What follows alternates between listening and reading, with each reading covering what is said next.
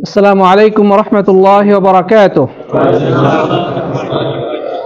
বিসমিল্লাহির রহমানির রহিম। আলহামদুলিল্লাহি রাব্বিল আলামিন। والصلاة والسلام على أشرف الأنبياء والمرسلين نبينا محمد وعلى آله وصحبه أجمعين أما بعد। যাবতীয় প্রশংসা ও গুণগান আল্লাহ সুবহানাহু ওয়া তাআলার নিমিত্তে পেশ করছি, যিনি আজকে আমাদেরকে ঐতিহ্যবাহী জুবাইল দাওয়াত গাইডেন্স সেন্টার এই ক্লাস কক্ষে সাপ্তাহিক আকীদা ক্লাসে উপস্থিত হওয়ার তৌফিক দান করেছেন। এই জন্য আমরা রব্বুল আলামিনের শাহী দরবারে অবনত মস্তকে কালিমাতুশ শুকর তথা কৃতজ্ঞতা বাণী উচ্চারণ করি, পড়ি আলহামদুলিল্লাহ। অতঃপর সালাত সালাম ও অবারিত শান্তির ধারা বর্ষিত হোক প্রাণপ্রিয় নবী মুহাম্মদ রাসূলুল্লাহ সাল্লাল্লাহু আলাইহি ওয়াসাল্লামের প্রতি। আসুন আমরা প্রিয় নবীর প্রতি হৃদয়ের সবটুকু আবেগ, ভালোবাসা এবং উচ্ছ্বাস মিশিয়ে সালাত সালাম পেশ করি। সকলেই পড়ি সাল্লাল্লাহু আলাইহি ওয়াসাল্লাম। প্রিয় উপস্থিতি, সম্মানিত সাথী বন্ধুগণ, দাওয়াতের ময়দানে এক অকুতোভয় সৈনিক, মুজাদ্দিদ, ফকিহ, বিশিষ্ট আলেমে রব্বানি ইমাম মুহাম্মদ ইবনে আব্দুল ওয়াহাব রাহিমাহুল্লাহ কর্তৃক রচিত অনবদ্য গ্রন্থ উসুলুল ঈমান থেকে আমরা ধারাবাহিকভাবে আলোচনা করছিলাম। তো ইতিপূর্বে আমরা একটি গুরুত্বপূর্ণ হাদিসের প্রথম দুটি অংশ নিয়ে আলোচনা করেছি। আজকে ওই হাদিসের বাকি অংশটুকু আলোচনা করার প্রয়াস পাবো রব্বুল আলামিন যদি তৌফিক দান করেন ইনশাআল্লাহ তাআলা। প্রখ্যাত সাহাবী জাবির ইবনে আব্দুল্লাহ রাদিয়াল্লাহু তাআলা আনহু থেকে বর্ণিত, তিনি বলেন যে আল্লাহ রাসূল সাল্লাল্লাহু আলাইহি ওয়াসাল্লাম খুতবা দেওয়ার শুরুতে আল্লাহর প্রশংসা করলেন। অতঃপর তিনি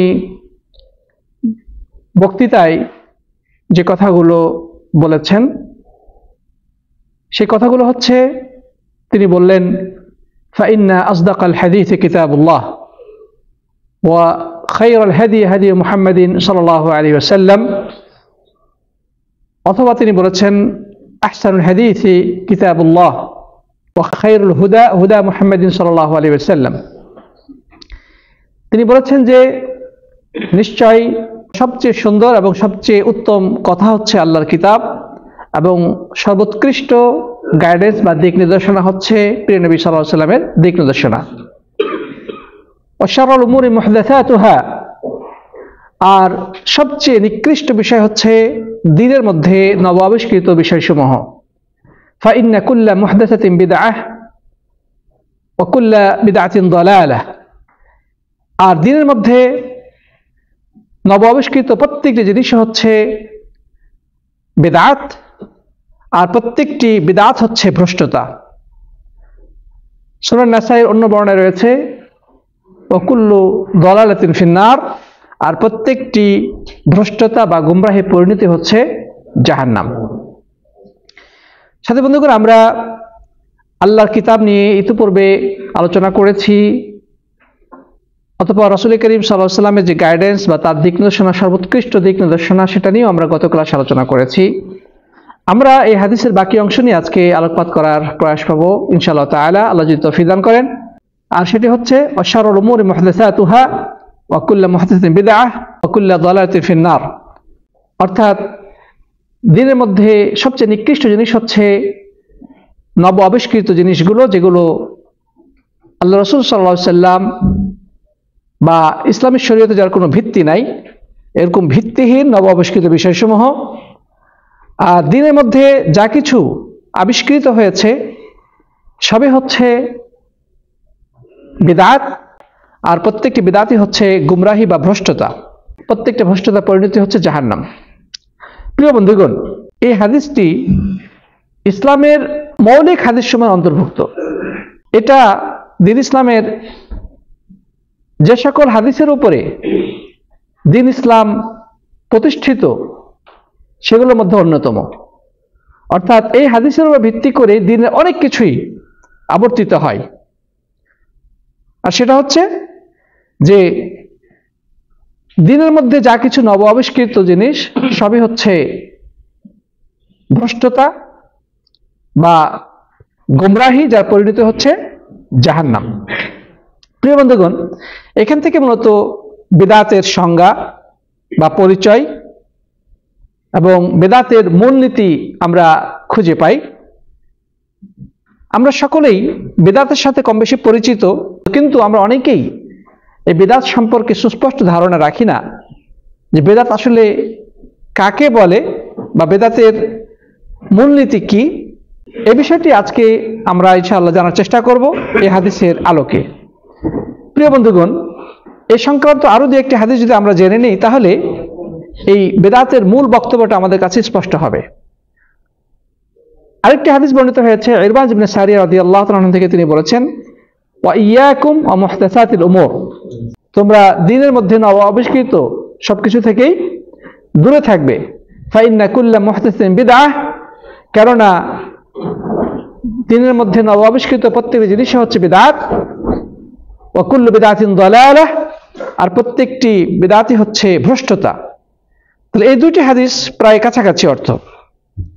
আরেকটি হাদিস রয়েছে যেটি সহিহ বুখারীতে বর্ণিত হয়েছে, বর্ণনা করেছেন মা'জুরনে আয়েশা রাদিয়াল্লাহু তাআলা আনহা, তিনি বলেছেন যে মান আহদাসা ফি আমরিনা হাযা মা লাইসা মিনহু ফাহুয়া রাদ্দুন, যে কোনো ব্যক্তি যদি আমাদের এই বিষয়ে অর্থাৎ দ্বীন বা শরীয়তের বিষয়ে নতুন কোনো কিছু আবিষ্কার করে তাহলে সেটা অবশ্যই পরিত্যাজ্য। অন্য একটি বর্ণনা রয়েছে মান আমিলা আমালান লাইসা আলাইহি আমরুনা ফাহুয়া রাদ্দুন, যে ব্যক্তি এমন কোন আমল করলো যেটা এই দ্বীনের অন্তর্ভুক্ত নয় সেটা পরিত্যাজ্য। তো এই হাদিসগুলোকে সামনে রাখলে আমাদের কাছে বেদাতের কয়েকটি মূলনীতি প্রস্ফুটিত হয়। এই হাদিসগুলোকে পর্যালোচনা করে সম্মানিত উলামায়ে কেরাম তিনটি শর্ত উল্লেখ করেছেন। এই তিনটি শর্তের আলোকে বেদাত নির্ধারিত হবে। এক নম্বর হচ্ছে আল ইহদাস, মানে নতুন আবিষ্কার। দুই নম্বর শর্ত হচ্ছে যে সেই নতুন আবিষ্কৃত জিনিসটা হবে দ্বীনের মধ্যে, শরীয়তের মধ্যে। এবং তিন নম্বর মূলনীতি হচ্ছে যে এই জিনিসটার পক্ষে শরীয়তে কোনো ভিত্তি থাকবে না বা কোনো দলিল থাকবে না, চাই সে দলিলটা আম দলিল হোক কিংবা খাস দলিল হোক। প্রিয় বন্ধুগণ, তাহলে এই সকল হাদিসের আলোকে আমরা বেদাতের ক্ষেত্রে তিনটি মূলনীতি পাচ্ছি। সেটা হতে হবে একেবারে নতুন আবিষ্কৃত। দুই নম্বর যে শর্তটা পাচ্ছি সেটা হবে দ্বীনের মধ্যে। তিন নম্বর হচ্ছে এর কোনো ভিত্তি থাকা চলবে না, অর্থাৎ শরীয়তে যার কোনো দলিল বা ভিত্তি নাই। এই তিনটি জিনিস যখন কোনো জিনিসের মধ্যে পাওয়া যাবে তখন সেটাকে বিদআত হিসেবে গণ্য করা হবে। প্রিয় বন্ধুগণ, যেমন আমরা ওই হাদিসগুলো থেকে কি পেলাম? আল ইহদাস মানে নতুন আবিষ্কার। যেমন মা'জুরনে আয়েশা রাদিয়াল্লাহু তাআলা হাদিস থেকে কি পেলাম? মান আহদাসা, যে ব্যক্তি নতুন আবিষ্কার করলো। আর ইরবাজ ইবনে সারিয়ার হাদিসে আমরা কি পেলাম? ইয়াকুম ওয়া মুহদাসাতিল উমুর, তোমরা দ্বীনের মধ্যে নিত্য নতুন আবিষ্কার থেকে দূরে থাকবে। আর জাবের রাদিয়াল্লাহু তাআলা হাদিসে আমরা কি পেলাম? শাররুল উমুরি মুহদাসাতুহা, যে সবচেয়ে নিকৃষ্ট জিনিস হচ্ছে দ্বীনের মধ্যে নতুন আবিষ্কৃত জিনিসগুলো। তো সাথী বন্ধুগণ, তো যদি কোনো বিষয় নতুনভাবে তৈরি করা হয় যেটা আল্লাহ রাসূল সাল্লাল্লাহু আলাইহি সাল্লামের যুগে ছিল না, এবং সেটাকে যদি দ্বীনের অন্তর্ভুক্ত বলে চালিয়ে দেওয়া হয় যে এটা শরীয়ত বা এটা দ্বীন, অথচ তার কোনো ভিত্তি নাই, তাহলে এটাকেই বেদাত হিসেবে আখ্যায়িত করা হবে। প্রিয় বন্ধুগণ, তাহলে বোঝা যাচ্ছে যদি কোনো বিষয়ের দলিল থেকে থাকে, চাই সেটা আম দলিল হোক কিংবা খাস দলিল হোক, অথবা যার ভিত্তি রয়েছে, সেটা বেদাতি বলে গণ্য হবে না। অথবা কেউ নতুন আবিষ্কার করলো কিন্তু দ্বীনের সাথে কোনো সম্পৃক্ততা নেই, অর্থাৎ দুনিয়াবী বিষয়ে নিত্য নতুন আবিষ্কার, এটা কি বেদাত হবে? এর উদাহরণ কি? পৃথিবীতে আমরা অসংখ্য অগণিত জিনিস দেখতে পাচ্ছি যেগুলো নতুন আবিষ্কৃত, যেগুলো আগে ছিল না। আল্লাহ নবী সাল্লাল্লাহু আলাইহি ওয়াসাল্লামের যুগে থাকা তো দূরের কথা, আমাদের যুগে কয়েক বছর আগে ছিল না। অর্থাৎ যুগ পরম্পরায় আল্লাহ সুবহানাহু ওয়া তাআলা মানুষকে যে জ্ঞান, গরিমা, মেধা এবং যোগ্যতা দিয়েছেন, সে আলোকে তারা বিভিন্ন ধরনের বিভিন্ন কিছু আবিষ্কার করেছে যেগুলোর সাথে দিনের কোনো সম্পর্ক নাই। এগুলো কি বেদাত হবে? বেদাত হবে না। যেমন আমাদের ডানে বামে সামনে পিছনে যা কিছু দেখছি অধিকাংশই নতুন কিছু, যেগুলো রাসূল করিম সাল্লাল্লাহু আলাইহি ওয়াসাল্লাম বা সাহাবীদের যুগে ছিল না। আধুনিক যত আবিষ্কার আমরা চোখে দেখতে পাই, যেমন হজে আসার জন্য হাজিরা ফ্লাইটে আসে, তারপরে গাড়িতে আরোহণ করে, আমরা আজান দেওয়ার জন্য মাইক ব্যবহার করি, আমরা সময় দেখার জন্য ঘড়ি ব্যবহার করি, আমরা বক্তব্য দেওয়ার জন্য এই যে এখন আধুনিক টেকনোলজি, ইন্টারনেট, মোবাইল বা সোশ্যাল মিডিয়া, ফেসবুক ইত্যাদি ব্যবহার করছি। এরকম লক্ষ লক্ষ জিনিস রয়েছে যেগুলো নব আবিষ্কৃত, যেগুলোর সাথে দিনের ন্যূনতম কোনো সম্পর্ক নাই। এগুলো কি বেদাত? এগুলা বেদাত নয়। আমাদের সমাজে কিছু মূর্খ মানুষ রয়েছে যারা বেদাতের আলোচনা শুনলেই তারা লাফ দিয়ে উঠে বলে, তাহলে তোমরা এই যে ফেসবুকে কথা বলতেছো, লেখালেখি করতেছো, এটা বেদাত। তোমরা মাইকে আজান দিচ্ছ, এটা বেদাত। তোমরা গাড়িতে চড়তেছো, এটা বেদাত। তারা বলে কি না? এটা হচ্ছে দিন সম্পর্কে অজ্ঞতার পরিচয়। তারা যে দিন সম্পর্কে কোনো জ্ঞানই রাখে না, বা বেদাত কাকে বলে এই সম্পর্কে তাদের ন্যূনতম ধারণা নাই, তারই প্রমাণ বহন করে। নাহলে দুনিয়াবী বিষয়ে তারা উদাহরণ দিত না যে এটা বেদাত। প্রিয় বন্ধুগণ, আমরা যেটা বলেছি যে 3টি শর্ত থাকতে হবে, তবেই বেদাত হবে। সেটা নতুন আবিষ্কৃত হতে হবে, দিনের সাথে সম্পৃক্ত হবে, এবং যার কোনো ভিত্তি থাকা চলবে না। যদি ভিত্তি থাকে তখন সেটা কি হবে না? বেদাত হবে না। অথবা যদি দিনের সাথে সম্পৃক্ত না হয় সেটাও বেদাত হবে না। প্রিয় বন্ধুগণ, আল্লাহ নবী সাল্লাল্লাহু আলাইহি সাল্লাম তার মাধ্যমে দিন পূর্ণতা পেয়েছে, এর মধ্যে কোনো সন্দেহ আছে? আল্লাহ তাআলা কোরআনে কি বলেছেন? আল ইয়াউমা আকমালতু লাকুম দীনাকুম ওয়া আতমামতু আলাইকুম নি'মাতি ওয়া রাদিতু লাকুম ইসলাম দীনা। আরাফার ময়দানে আল্লাহ নবী সাল্লাল্লাহু আলাইহি সাল্লাম যখন অবস্থান করছিলেন তার হজের সময়, তখন এই আয়াতটি নাজিল হয়। আল্লাহ তাআলা এই আয়াতের মধ্যে কি বলছেন? যে আজ তোমাদের জন্য তোমাদের দিনকে পূর্ণতা দান করলাম এবং আমার নিয়ামতের পরিসমাপ্তি ঘটালাম, এবং তোমাদের জন্য মনোনয়ন করলাম দিন হিসেবে ইসলামকে। তাহলে ইসলাম পরিপূর্ণ, আল্লাহ সুবহানাহু ওয়া তাআলা এই দিন ইসলামকে পরিপূর্ণ দান করেছেন। এর মধ্যে এতটুকু ঘাটতি রাখা হয় নাই। আল্লাহ নবী সাল্লাল্লাহু আলাইহি সাল্লাম বিদায় হজ্জে লক্ষাধিক সাহাবীর সামনে দাঁড়িয়ে বক্তব্য দেওয়ার সময় বললেন, আলা হাল বাল্লাগত, আলা হাল বাল্লাগত, যে আমি কি আপনাদের কাছে পৌঁছে দিয়েছি? আমার উপর যে দায়িত্ব অর্পিত হয়েছিল, আল্লাহর পক্ষ থেকে আমাকে যে রিসালাতের গুরুভার দেওয়া হয়েছিল, আমি কি আপনাদের কাছে সেটা পৌঁছে দিয়েছি? তখন সাহাবীগণ সমস্বরে বললেন, অবশ্যই আপনি পৌঁছে দিয়েছেন হে আল্লাহর রাসূল। তখন তিনি আঙ্গুল উপরে ইশারা করে বললেন, আল্লাহুম্মা আশহাদ, আল্লাহুম্মা আশহাদ, আল্লাহুম্মা আশহাদ। হে আল্লাহ আপনি সাক্ষী থাকুন, হে আল্লাহ আপনি সাক্ষী থাকুন, হে আল্লাহ আপনি সাক্ষী থাকুন। আমার সামনে যারা উপস্থিত তারা আমার দায়িত্ব পালনের ব্যাপারে সাক্ষ্য দিচ্ছে যে আমি আমার দায়িত্ব পালন করেছি। এরপরে সাহাবীদেরকে উদ্দেশ্য করে তিনি বললেন, ফালিয়ুবাল্লিগু শাহিদুল গায়বা, আজকে তোমরা যারা উপস্থিত আছো, তোমরা যারা উপস্থিত হতে পারে নাই তাদের কাছে পৌঁছে দিবে। তোমাদের কাজ হচ্ছে পৌঁছে দেওয়া। প্রিয় বন্ধুগণ, সাহাবায়ে কেরাম আল্লাহ নবী সাল্লাল্লাহু আলাইহি ওয়াসাল্লামের সেই বার্তাকে, আল্লাহ নবী সাল্লাল্লাহু আলাইহি ওয়াসাল্লাম সেই আহ্বানকে তারা পৌঁছে দিয়েছেন পরবর্তী প্রজন্মের কাছে, এবং সেই ধারাবাহিকতা চলতে চলতে আজকে আমরা সেই ইসলামের কথাগুলো শুনতে পাচ্ছি। আমরাও চেষ্টা করছি তাদের সুরে সুর মিলিয়ে বলতে যে আপনারা যারা দিনের কথা জানবেন, শুনবেন, বুঝবেন, আপনাদের দায়িত্ব হচ্ছে অন্যদের কাছে সেগুলো পৌঁছে দেওয়া। আলেমদের দায়িত্ব হচ্ছে ছাত্রদের কাছে পৌঁছে দেওয়া, ছাত্ররা তার পরবর্তী প্রজন্মের কাছে পৌঁছাবে, যারা উপস্থিত শ্রোতা তারা সাধারণ যারা উপস্থিত হতে পারে তাদের কাছে পৌঁছে দিবে। এই পৌঁছানোর ধারা পরম্পরা যতদিন বাকি থাকবে ততদিন পর্যন্ত এই দিন ইসলাম অবিকল অবস্থায় বিদ্যমান থাকবে। আর এই ধারা যদি বন্ধ হয়ে যায় তাহলে ধীরে ধীরে এই দিন ইসলামের গতিধারা শ্লথ হয়ে যাবে, দুর্বল হয়ে যাবে। এক সময় সেটা মানুষের কাছে একটা অপরিচিত দিনে পরিণত হবে। আল্লাহ নবী সাল্লাল্লাহু আলাইহি সাল্লাম এবার সতর্ক করে দিয়েছেন যে বাদা আল ইসলাম গরিবা ওয়া সায়াউদু কামা বাদা ফাতুবা লিল গুরাবা।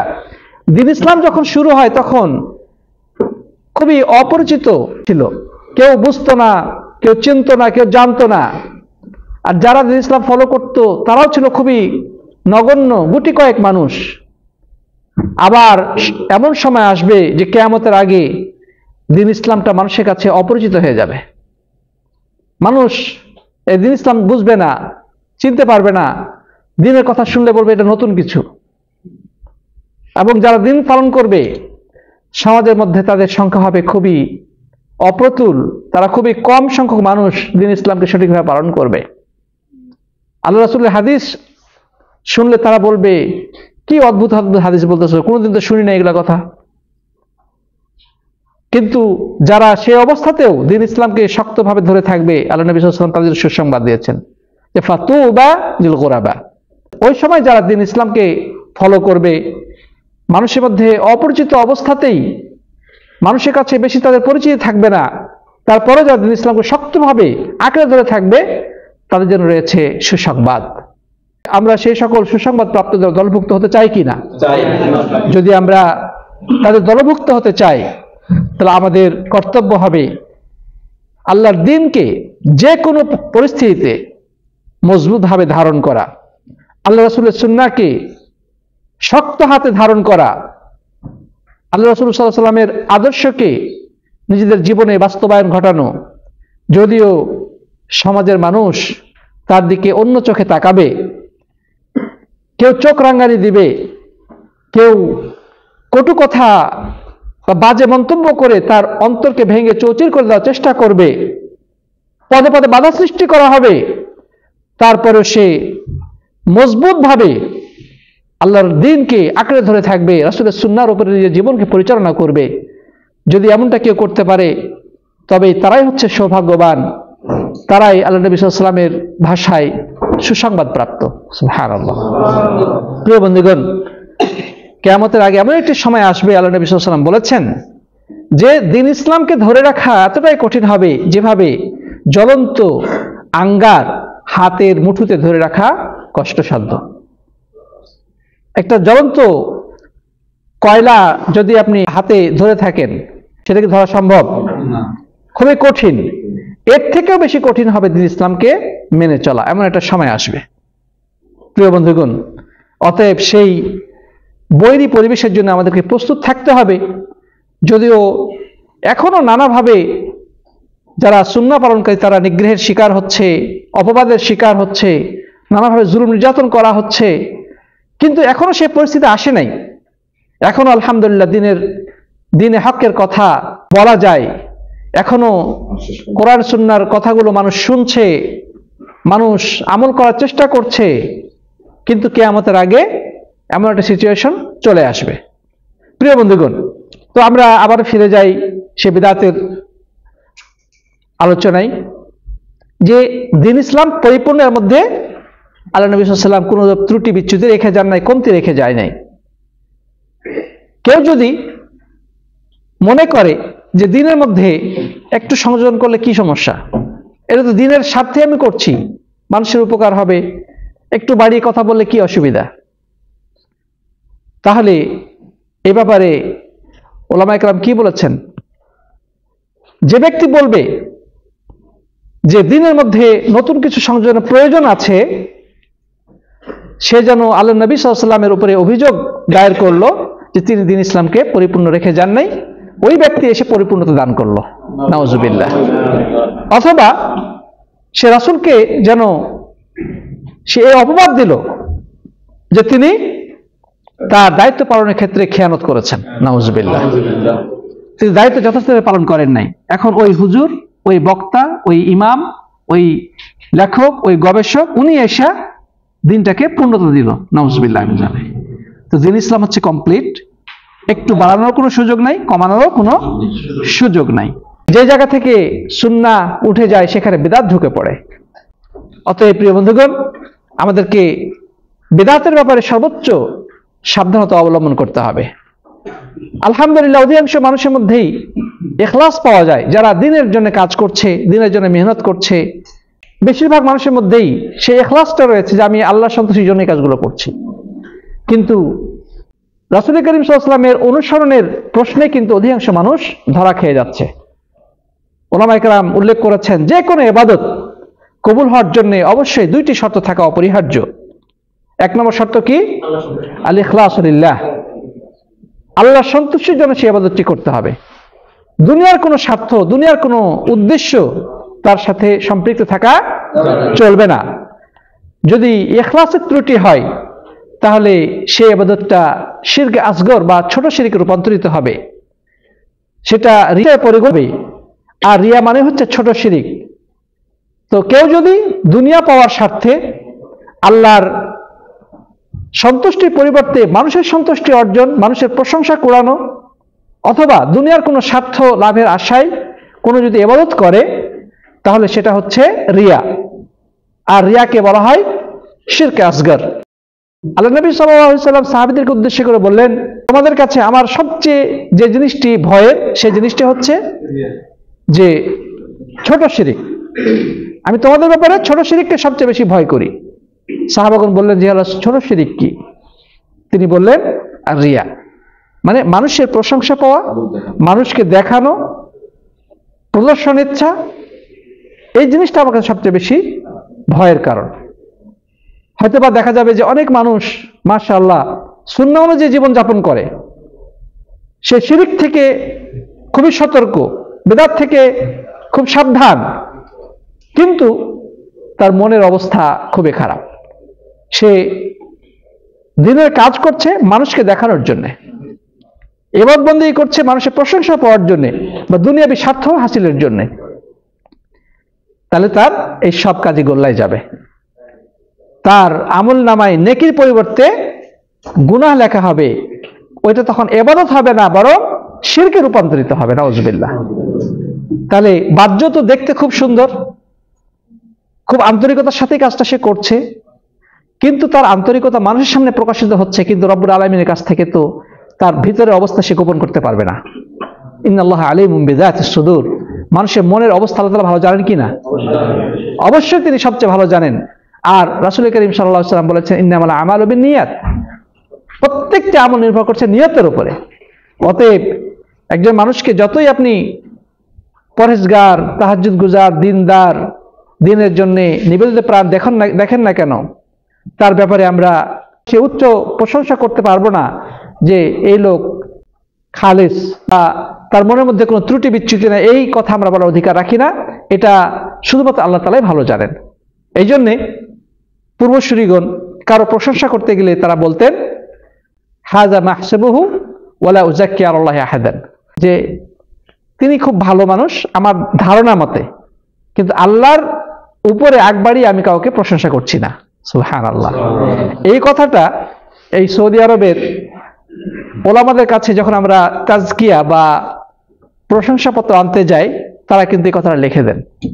আমরা মদিনা বিশ্ববিদ্যালয়ে বড় বড় আলেমদের কাছে যখন কোনো একটা কাজের জন্য তাজকিয়া বা প্রশংসাপত্র আনতে যাই, তখন তারা ভালো প্রশংসা করে যে হ্যাঁ উনি সালাফি আকীদা, একজন ভালো ছাত্র, দিনের প্রতি আগ্রহী, এই কথাগুলো লেখার পরে হাযা মাহসাবুহু ওয়ালা উযাক্কি আলাল্লাহি আহাদা, আমি যে কথাগুলো বললাম, যে প্রশংসা করলাম, সেটা আমার ধারণা মতে, কিন্তু আল্লাহর উপরে আমি আগ বাড়িয়ে কোনো তার ব্যাপারে মন্তব্য করব না বা প্রশংসা করব না। সুবহানাল্লাহ। কারণ ইখলাস বা আন্তরিকতা হচ্ছে মনের বিষয়। একজন মানুষ অপর জনের মনের খবর বলতে পারে না, এটা একমাত্র আল্লাহ তাআলাই ভালো জানেন। তো সাথী বন্ধুগণ, তো ইখলাসের ক্ষেত্রে আমাদেরকে সর্বোচ্চ সতর্কতা অবলম্বন করতে হবে, যেন কোনোভাবেই রিয়া মনের মধ্যে প্রবেশ না করে। যদি রিয়া প্রবেশ করে তাহলে তার সমস্ত আমল ব্যর্থতায় পর্যবেসিত হবে, তার ওই সকল আমল সওয়াবের পরিবর্তে গুনাহের কারণে রূপান্তরিত হবে, নাউজুবিল্লাহি মিন যালিক। তো যাই হোক প্রিয় বন্ধুগণ, আমরা যে কথা বলছিলাম যে আলহামদুলিল্লাহ অধিকাংশ মানুষই ইখলাসের সাথে কাজগুলো করে, কিছু সামান্য স্বার্থান্বেষী মানুষ ছাড়া। কিন্তু ইবাদত কবুলের যে দ্বিতীয় শর্ত, সেই প্রশ্নে কিন্তু অনেক মানুষ ফেঁসে যায়, আর সেটা হচ্ছে মুতাবাআত রাসূলিল্লাহ সাল্লাল্লাহু আলাইহি ওয়াসাল্লাম, আল্লাহ রাসূলের অনুসরণ। আর যখনই আপনি যে কোনো ইবাদত করবেন রাসূলের তরিকা অনুযায়ী, সেটাই হচ্ছে সুন্নাহ, সেটাই হচ্ছে সঠিক। আর যখনই এমন ইবাদত করবেন যে ইবাদতের ব্যাপারে রাসূলের কোনো সুন্নাহ নাই বা রাসূলের পক্ষ থেকে নির্দেশনা নাই, সেটা দেখতে যতই সুন্দর হোক না কেন, যতই আকর্ষণীয় হোক না কেন, সেটা কিন্তু সুন্দর নয়, সেটা হচ্ছে শাররুল উমুর, সবচেয়ে নিকৃষ্ট জিনিস। সেটা একেবারে অনর্থক, পণ্ডশ্রম। মানে আপনি ইবাদত করলেন ঠিকই, ইখলাসের সাথে আপনি কাজটা করেছেন, আন্তরিকতার কোনো অভাব ছিল না, কিন্তু রাসূলের তরিকা যেখানে অনুপস্থিত, সেই ইবাদত আর ইবাদত বলে গণ্য হবে না, এটা পণ্ডশ্রম হবে, অর্থাৎ ওই করা না করা এক সমান। প্রিয় বন্ধুগণ, তাহলে এই দুইটি শর্ত আমাদের প্রত্যেক ইবাদতের মধ্যে থাকা অপরিহার্য। আমি 2 রাকাত নামাজ পড়ব, 2 রাকাত নামাজের শুরু থেকে নিয়ে শেষ পর্যন্ত প্রথমত আমাদের ইখলাস তো অবশ্যই থাকতে হবে, আমি আল্লাহর সন্তুষ্টির জন্য 2 রাকাত নামাজ পড়ব। কিন্তু এই নামাজের তাকবীর থেকে নিয়ে তাসলিম পর্যন্ত, আল্লাহু আকবার নামাজটা শুরু করলাম, সালাম দিয়ে নামাজ শেষ করলাম, এর ভিতরে যতগুলো কার্যক্রম রয়েছে প্রত্যেকটি কার্যক্রম অবশ্যই রাসূলের সুন্নাহ অনুযায়ী হওয়া অপরিহার্য। যদি এখান থেকে কোনো একটি কাজ রাসূলের তরিকার বাইরে চলে যায়, তবে ওই কাজটা বেদাতি কাজ বলে পরিগণিত হবে। আর বেদাতের পরিণতি কি? আল্লাহ নবী সাল্লাল্লাহু আলাইহি ওয়াসাল্লাম বলেছেন, মান আহদাসা ফি আমরিনা হাযা মা লাইসা মিনহু ফাহুয়া রাদ্দুন। যে ব্যক্তি দ্বীনের মধ্যে এমন নতুন কোনো কিছু আবিষ্কার করলো যেটা আমার দ্বীনের অন্তর্ভুক্ত নয়, সেটা হচ্ছে পরিত্যাজ্য, মানে ওইটা প্রত্যাখ্যাত হবে। এখন একজন মানুষ বলতে পারে যে আমি তো এটা আবিষ্কার করি নাই, এই পদ্ধতিতে আমি আবিষ্কার করি নাই, হয়তোবা কোনো হুজুরের কোনো বই আমি পাইছি, অথবা হুজুরের ওয়াজে শুনছি, আমাদের এলাকার বড় মুফতি সাহেব এই ধরনের ফতোয়া দিছে, আমি সেভাবে করতেছি, সমস্যা কোথায়? আমি তো আবিষ্কার করি নাই। তাহলে দ্বিতীয় হাদিস তার ক্ষেত্রে প্রযোজ্য, মান আমিলা আমালান লাইসা আলাইহি আমরুনা ফাহুয়া রাদ্দুন। যে ব্যক্তি এমন আমল করলো যেটা দ্বীনের অন্তর্ভুক্ত নয়, সেটা প্রত্যাখ্যাত। অতএব যে আবিষ্কার করলো সে যেমন অপরাধী, আর আপনি খোঁজ খবর না নিয়ে আপনি যদি আমল করেন, আপনি অপরাধী। তবে মানুষ সব জানতা নয়, মানুষের ভুল হতেই পারে। যখনই তার কাছে এটা স্পষ্ট হবে যে এই আমলটা সুন্নাহ অনুযায়ী হয় নাই, রাসূলের তরিকা অনুসরণ করা হয়নি, তখনই তার জন্য আবশ্যক হচ্ছে আল্লাহর কাছে ইস্তিগফার করা, ক্ষমা চেয়ে নেওয়া এবং সহিহ সুন্নাহ অনুযায়ী আমল করা। জীবনের যে কোনো পর্যায়ে সেটা হোক না কেন, আল্লাহর কাছে কেউ যদি ইস্তিগফার করে, খাঁটি অন্তরে তওবা করে নাই, অতীতে যত ভুল ভ্রান্তি তার দ্বারা ঘটেছে, জেনে হোক কিংবা না জেনে হোক, আল্লাহ তাআলা সেটা কি করে দিবেন? মাফ করে দিবেন। বরং আল্লাহ তাআলা তার এই অজানা ভুলের কারণে যখন সে তওবা করে খাঁটি পথে চলে আসবে, অতীতের গুনাহগুলোকে তিনি নেকিতে রূপান্তরিত করে দেবেন। সুবহানাল্লাহ। তো সাথী বন্ধুগণ, লাস্টে যে কথাটা বলা হয়েছে যে প্রত্যেকটি বেদাতের পরিণতি হচ্ছে জাহান্নাম। বেদাত হচ্ছে একটা ভেজাল পণ্যের নাম, নকল পণ্যের নাম। বাজারে দোকানে সাজিয়ে রাখা হয়েছে নানা ধরনের পণ্য, দেখতে মাশাআল্লাহ সব সেম সেম, কিন্তু এর মধ্যেই কোনো কোনো পণ্য নকল বা ভেজাল, যেটা দেখতে ওই আসল ব্র্যান্ডেড পণ্যের মতোই। ওই পণ্য যদি আপনি ব্যবহার করেন, তাহলে আপনার নানা ধরনের ক্ষয়ক্ষতির সম্ভাবনা রয়েছে, বড় ধরনের দুর্ঘটনা ঘটার সম্ভাবনা আছে। আপনি সেটা যদি খান, আপনার অসুখ বিসুখ হওয়ার সম্ভাবনা আছে। আপনি ব্যবহার করেন, আপনার ত্বকের সমস্যা হওয়ার সম্ভাবনা আছে। অর্থাৎ যখন আপনি নকল পণ্য ব্যবহার করবেন, সেটা আপনার জীবন, জীবিকা, আপনার নিরাপত্তা সবকিছুর জন্য বড় ধরনের বিপর্যয়ের কারণ ঘটতে পারে। দিনের মধ্যে বেদাতের উদাহরণটা অনেকটা এরকম। দেখতে খুব সুন্দর, চকচকে, ঝকঝকে, দাড়ি, টুপি, বুজুর্গানের দিন, কোরআন হাদিসের কথা দিয়ে তারা মানুষকে খুব আকর্ষণীয় ভাষায় বলতেছে, কিন্তু সেটা আল্লাহ রাসূল সাল্লাল্লাহু আলাইহি ওয়াসাল্লামের তরিকার বাইরের জিনিস, ওইটা আল্লাহ রাসূলের হাদিস পরিপন্থী জিনিস, এটা ইসলাম পরিপন্থী জিনিস, হাদিস দ্বারা সাব্যস্ত হয়নি, মিথ্যা, বানোয়াট, কিচ্ছা কাহিনী, গল্প গুজব, এটা ওই সমস্ত ভেজাল পণ্যের মতো।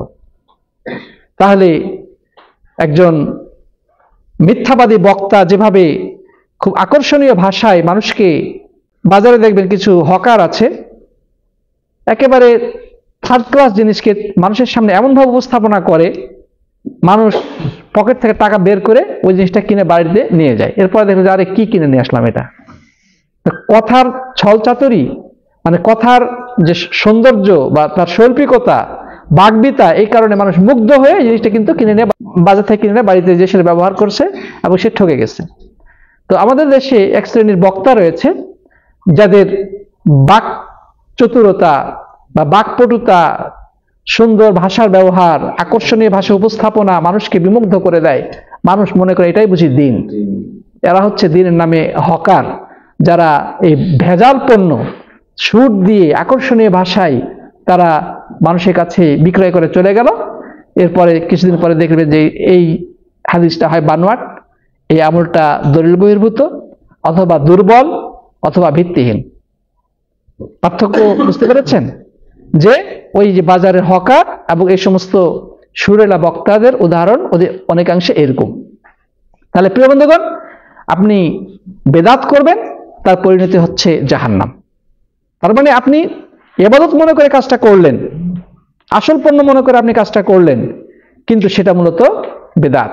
আপনি বেদাত করেছেন, আপনার পরিণতি কোথায় হবে? জাহান্নাম। আল্লাহ তাআলা আমাদের সবাইকে হেফাজত করুন, পড়ি আল্লাহুম্মা আমিন। সাথে বন্ধুগণ, তাহলে এই হাদিসের আলোকে আমরা মূল সারাংশে কথাই বলতে চাই যে আমাদেরকে খুবই সতর্কতা অবলম্বন করতে হবে। দুনিয়াতে চতুর্দিকেই ভেজাল। কেউ আপনার নামে, কেউ আপনার কাছে লম্বা দাড়ি নিয়ে এসে ভেজাল পণ্য বিক্রি করে চলে যাবে, মাথায় টুপি লাগিয়ে জুব্বা পরে এসে ভেজাল পণ্য বিক্রি করবে। আপনি যদি একটু অসচেতন হন, আপনি কিন্তু ঠকে যাবেন। অতএব আমরা দিন গ্রহণের ক্ষেত্রে তার থেকে বেশি সতর্কতা অবলম্বন করব, যেভাবে আমরা বাজার থেকে পণ্য কেনার ক্ষেত্রে সতর্কতা অবলম্বন করি। কারণ বাজারের পণ্যের ক্ষতিকারিতা হয়তো সাময়িক, কিন্তু দিনের ক্ষতিকারিতা অনেক ভয়াবহ এবং ব্যাপক। প্রিয় বন্ধুগণ, বেদাতের সংজ্ঞার ব্যাপারে সারাংশ এতটুকুই বলতে পারি যে মা উহদিসা ফি দীনিল্লাহ ওয়া লাইসা লাহু আসলুন আমুন ওয়ালা খাসুন ইয়াদুল্লু আলাইহি। বেদাত হচ্ছে আল্লাহর দ্বীনের ভিতরে নব আবিষ্কৃত জিনিস, যার কোনো ভিত্তি নেই, ভিত্তিতে চাই আম হোক কিংবা খাস হোক। অথবা অন্যভাবে বলতে গেলে মা উহদিসা ফি দ্বীনি মিন গায়রি দালিলিন, দলিল বহির্ভূতভাবে দ্বীনের মধ্যে যে জিনিসটি নতুনভাবে আবিষ্কার করা হয়েছে সেটাই হচ্ছে বেদাত। সেটাই কি? বেদাত। আল্লাহ যেন আমাদের সবাইকে বেদাত সম্পর্কে আরো বেশি জানার, বুঝার এবং সচেতন হওয়ার তৌফিক দান করুন, পড়ি আল্লাহুম্মা আমিন। আল্লাহ যেন আমাদেরকে রাসূল করিম সাল্লাল্লাহু আলাইহি ওয়াসাল্লামের রেখে যাওয়া বিশুদ্ধ সুন্নাহর আলোকে ইবাদত বন্দেগী এবং জীবনের সকল কার্যক্রম বাস্তবায়ন করার তৌফিক দান করে, আল্লাহুম্মা আমিন। আল্লাহ যেন আমাদেরকে সবসময় তার সন্তুষ্টি পথে অবিচল রাখেন, আমরা পড়ি আল্লাহুম্মা আমিন। আল্লাহ রাব্বুল আলামিন সবাইকে কবুল করুন, আল্লাহুম্মা আমিন। হাযা ওয়া সাল্লাল্লাহু আলা নবিয়িনা মুহাম্মদ ওয়া আলা আলিহি ওয়া সাহবিহি আজমাইন। আসসালামু আলাইকুম ওয়া রাহমাতুল্লাহি ওয়া বারাকাতুহু।